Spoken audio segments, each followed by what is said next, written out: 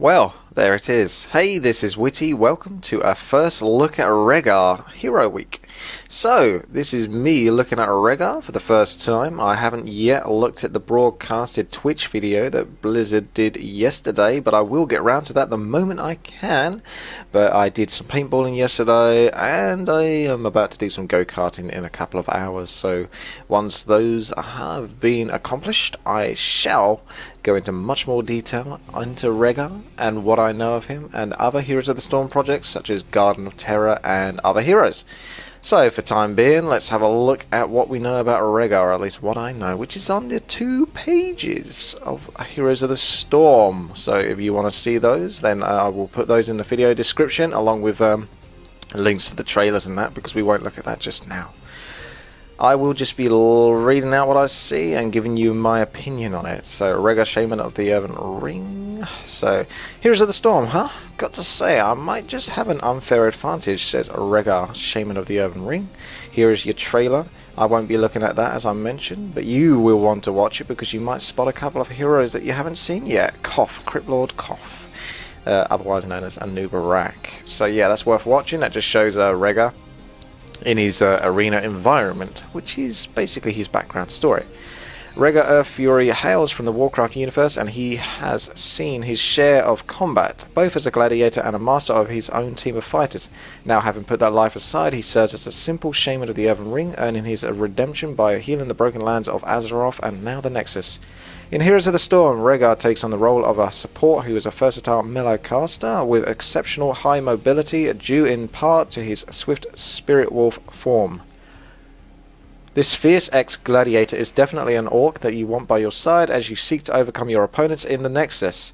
For an even more in-depth look into this battle-hardened orc and his abilities, please make sure to check out Rehgar's Heroes page, which we will do in a moment. I'm just going to finish off with this page because it's a little blog giving you a little bit more insight into him. So, for example, the battleground tips. Use your trait, Ghost Wolf said, as a combo move for an extra amount of damage. Earthbind Totem E can be used as a scouting tool. Place it near mercenaries to discover if your opponents are trying to capture them. If so, coordinate with your team and ambush. Use Lightning Shield W as a means for killing the infested servants on Gardens of Terror. The area of effect ability will help you clean up the clumps of plants in a swift manner. So, Rehgar says, I am one with the spirits, and you're about to be one with the spirits. A bit of a cocky git, isn't he? Rehgar's starting skin in Heroes of the Storm is ready for anyone that dares to take on the ex-gladiator, the Shaman of the Earthen Ring. So there he is. That's what he looks like as normal, and that's what he'll look like in his ghost form. Well, I say that because of the World of Warcraft, but spirit form, whatever the heck they were calling it. Yeah, here's the Rehgar tints, so that's what you normally get, or that's the first one. That looks like what you normally get, doesn't it? No, maybe that's slightly different. And then you got that one, and you got an even more bizarre one after that. I always like the kind of greenish ones because they just look odd and sickly. So, the newest Rehgar alternative skin we're revealing is one that shows the true might of the Iron Horde. This is the Ironclaw Rehgar. The deal was simple. His life in exchange for training at Garrosh's Cochrane warriors. With their victory in Orgrimmar, Rehgar knew the only way to bring the Iron Horde down would be from within. So this is his super shiny looking skin. And if you watch the video, one of the videos that the Blizzard trailers put out, yeah, when he's spinning around, it's pretty damn shiny. There's a lot of light reflecting off that armor. So here's the tints for it. Looks pretty badass. I like how that one looks, and that one looks weird, but I'm curious. He looks like he has a pinkish, sort of purplish skin. Kind of strange, but here's the quotes and facts. I'm not going to read them all out. Feel free to do so. I will be putting links to this in the description. So this is basically a little bit of a background story on Rehgar. Essentially who he came across, how he came to be who he is, the whole gladiator thing that he does, and a few quotes here and there. Related content, so these are like pictures from the comic and the books, so you can see that's a bit more about him, concept art. Just looking generally badass. So, we hope you're enjoying our battle-hardened Rehgar week. What's been your favourite part so far, and what else would you like to see? Let us know in the comments below. That's a good point. You can do so in the comments on this video. If you wish, I will be having a look at the next page, which is the Rehgar Heroes of the Storm Heroes page. Okay. So I'm going to read this all out again. Some of it might be quite similar, but we will do it nonetheless. Rehgar, Shaman of the Earthen Ring. Rehgar, Earth Fury, has seen his share of combat both as a gladiator and a master of his own team of fighters. Now, having put that life aside, he serves as a simple Shaman of the Earthen Ring, earning his redemption by healing the broken lands of Azeroth. That video is just the trailer again, I believe, so again, don't need to look at that. So here we can see the focus. Let's have a look. Put back to that. So you've got damage, utility, survivability, and complexity. So basically this is Blizzard's way of putting down a few statistics for new players to gauge whether this hero is for them or not. Obviously take that with a pinch of salt. Do not take that too seriously. As we know, he is a support hero, but he might be able to be spec'd into different styles of support, you know, aggressive support, damaging support, maybe even a creeping mercenary support, you don't know. So we've got heroic abilities, start abilities, and hero trait, but they are going to be discovered a little bit lower down on the page, so I'm not going to bother doing those just here. We will have a look at those in a moment. Here's the skins again. This is a bit more of a sort of glossier look at him. Shaman in his form. And Ironclaw. Again, you might be able to pick up some more of that glowy tints that he has. Very shiny. He does look like he's kind of knackered wearing that armor though. It's a bit out of breath. So, starting abilities, this is what I'm going to look at. Okay, this is much better. I'll read it out and I'll go through the video and I'll say what I see, and you can say what you think of what I saw in the video comments, in the comments on the video below. Chain Heal. The Shaman of Azeroth are famed for their healing abilities, fueled by their natural and spiritual energies of the world. The healing beam mends the wounds of its initial target before bouncing to a couple of other nearby allies, healing them for a smaller amount. So let's have a little look at the video. Put it up to the 1080p and we'll watch it a few times. So we can see it's not a channeling ability, and it can be used quite resourcefully on heroes, even on minions here, but whether you'd really want to waste it on minions depends on the mana cost and his ratio on keeping up mana. So let's have a quick look here. Now this is interesting. So this is how Chain Heal works, at least in this video, but assume that you can spec it in different ways, because this is Heroes of the Storm, there's a lot of talent. So the first target gets 510 healing. Again, we don't know what level this is, and the next two following targets get 255 and 255. So you can safely assume that the first initial target from the Chain Heal gets 100% of the heal, 510, and the next following targets, be it 2 or 3 or however many the talent might allow you to do, get 50%. So that's the basics of it from what I can tell, but you might be able to spec it in certain ways. Some of the ideas I had, for example, would be to spec it as much more of a single target heal. So, you know, the first target gets like, I don't know, 125% or up to 150% of the heal, but the next following targets only get like 10 to 20% each, something like that. Or you could do it the other way around, where the first target actually gets the least amount of healing, and the last target, the fourth target, gets the most amount of healing. So that would actually make it more of a skill shot kind of ability, and more of a skilled strategic ability if you could kind of coordinate with your team, or maybe see the positions of them, and you want to heal, say for example Moradin, more than you want to heal the tank, therefore you heal the tank more. And the bonus, you say, okay, well, why don't you just heal Moradin first and not take that talent? Well, one of the benefits of taking this talent is because it's harder to do and it's more skill orientated, is that it will actually potentially heal more, so then just using it straight up the first heal on Moradin and giving him the most heal. If you see what I mean, play around with it, who knows. I'm going to look at the video at some point. Like I mentioned, I've downloaded them, the broadcasts, but I haven't got around to seeing them because, like I say, I haven't quite got the time to do so. But when I do, I will be having a look at them, and I will be giving you more information as it comes. So let's have a look at Lightning Shield.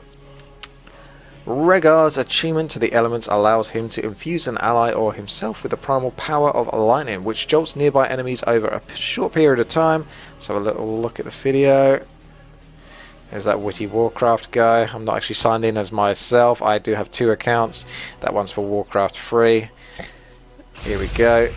And this Lightning Shield is a famous ability from Warcraft 3, the Shaman ability. So, I'm not sure what to think of it in Heroes of the Storm. If you want to go and beat up on minions or mercenaries, it would be quite good. I'm not sure how good it's going to be against heroes. I would like to see talents that buff it. For example, give like the purge ability. For example, in Warcraft 3, there's an Orb of Purge, or well, Orb of Lightning, basically. The Shaman typically picks it up. But it has a chance to basically purge and do damage to summoned units, or it can... on the proc, it basically just freezes that opponent, so it makes him stand still on the spot. So, for example, talents I would like to see from this. It also actually looks kind of confusing because it looks very similar to the level 20 Fury of the Storm talent that a lot of heroes can take, which is a passive, and it basically gives them additional attacks to other nearby units. But anyway, Lightning Shield, we can see it's doing like 92 damage per second there if we watch that. 92, 92, 92, yes. So I'm not sure how powerful this is going to be unless you've got like a real tanky hero like Moradin who's going to jump into the middle of a team fight, you know, against 5 other opponents and try to be as clumped up next to them as possible. I think it's going to be much more useful for potentially creeping, but are Blizzard going to make Rehgar a creeping hero because he's a support hero? So are they going to give him a mercenary creeping spec? These are things we have to question, and if not, then I would definitely like to see Lightning Shield get some sort of talents that could increase its chance to freeze the opponent or slow them by an extra 50% or something like that. Say what you think as well, what you would like to see. Earthbind Totem. So, totems have always been a core instrument of war for the shaman, used to weave elemental energy around the area they're placed. The Earthbind Totem inhibits movement of nearby enemies, allowing Rehgar to control space and prevent enemies from fleeing battle. So let's see how this one plays out, shall we? Okay, so he just whacks it down, not channeling ability. You can see it's pulsing, and every time it pulses, it obviously slows anything that goes near it whilst it's pulsing. So that's pretty neat. If you notice, the first totem doesn't actually have a lightning shield around it, whereas the second one instantly comes with lightning shield. I don't think he's been macroed into putting lightning shield on the totem, and that's a curious thing. Can you actually put lightning shield on a totem? I assume that maybe you could. That's kind of interesting, but looks like this is a talented ability, so when you place down a totem it comes with lightning shield. So one of the benefits of this is obviously the hero's chasing after you. It's going to take damage as well as be slowed, so pretty neat. And he's using his his trait Ghost Wolf to escape, just in case. Unless she has a leap ability, then he's kind of screwed. That's your Earthbind Totem. Let's have a look at the heroic abilities. So, Bloodlust. In times of great need, the shaman can stir the blood of their allies, awakening an intense rage and ferocity within them. Rehgar can use Bloodlust to temporarily increase attack and movement speeds for both nearby allied heroes and himself. Let's have a look at the video.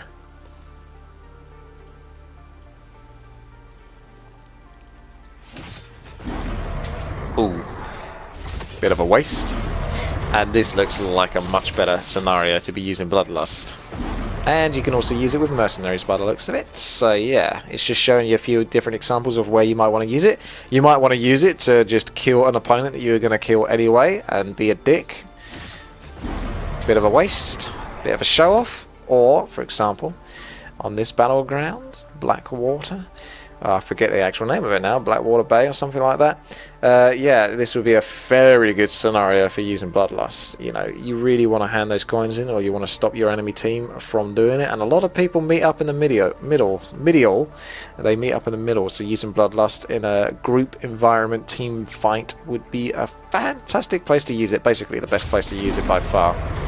And you're going to get into a lot of team fights as the game goes on, particularly if you're barrel rolling. So, or snowballing, as it were. So I think if you're snowballing over the opponent, Bloodlust will make you just even more unstoppable. So anytime the opponents would want to try to come back, you just whack on your Bloodlust and boom, they're going to have a hard time not only fighting against you when you're higher level than them, but also with the Bloodlust buff on everyone. So that's pretty neat. And obviously you can use it on mercs if you've got nothing else to do with it. Ancestral Healing. While Chain Heal is best used for healing multiple allies, Rehgar can also concentrate the healing powers of the ancestors' noble spirits and focus them upon a single ally, mending even the gravest of wounds.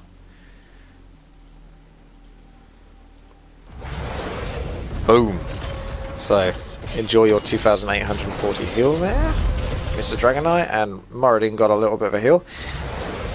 So obviously better in the first scenario. In the second scenario, everyone's got more or less the same amount of health.